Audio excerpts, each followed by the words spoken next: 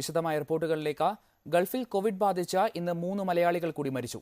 തിരുവനന്തപുരം പാറശാല കാക്കോട്ടുകോണം പരിയാരത്ത് ചെല്ലപ്പൻ മണിയാണ് മരിച്ച ഒരാൾ. 57 വയസ്സായിരുന്നു. കോഴിക്കോട് എടച്ചേരി സ്വദേശി രാജീവൻ ദോഹയിൽ കോവിഡ് ബാധിച്ചു മരിച്ചു.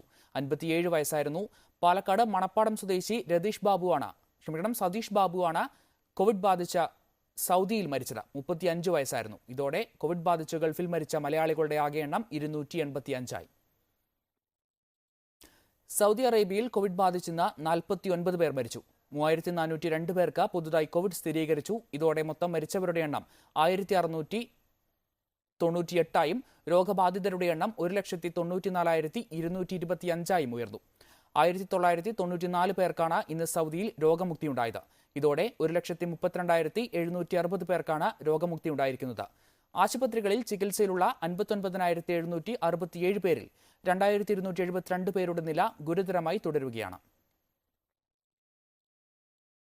കുവൈറ്റിൽ കോവിഡ് ബാധിച്ച 4 പേർ കൂടി മരണമടഞ്ഞു. വൈറസ് ബാധയെ തുടർന്ന് വിവിധ ആശുപത്രികളിൽ ചികിത്സയിലായിരുന്നവരാണ് മരിച്ചത്. ഇതോടെ രാജ്യത്ത് കോവിഡ് ബാധിച്ച് മരിച്ചവരുടെ എണ്ണം 358 434 സ്വദേശികൾ അടക്കം 745 പേർക്കാണ് ഇന്ന് രോഗം സ്ഥിരീകരിച്ചത്. ഇതോടെയാകെ കോവിഡ് ബാധിതരുടെ എണ്ണം 46,940 ഇന്ന് 685 പേരാണ് രോഗമുക്തി നേടിയത്.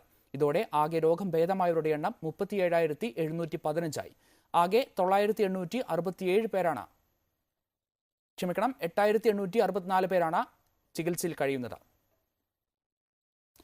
കോവിഡ് ബാധിച്ച ഖത്തറിൽ 2 പേർ കൂടി മരണപ്പെട്ടു. ഇതോടെ രാജ്യത്ത്